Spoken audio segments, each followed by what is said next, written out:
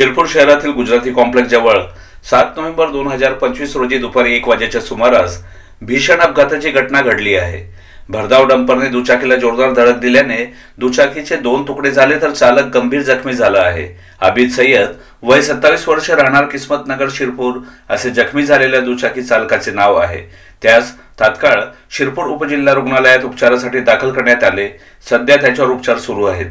मिळालेल्या माहितीनुसार शहरातील गुजराती कॉम्प्लेक्स परिसरात शुक्रवारी दुपारी 1 वाजेच्या सुमारास भरधाव डंपरने पुढे चालणाऱ्या यामा दुचाकीला जोरदार धडक दिली। या दुचाकीस्वार रस्त्यावर फेकला गेल्याने जखमी झाला तर दुचाकी डंपरखाली आल्याने तिचे 2 तुकडे होत चक्काचूर झाली। जखमी दुचाकी चालक आबिद सय्यद यास तात्काळ नागरिकांनी रुग्णालयात उपचारासाठी दाखल केले।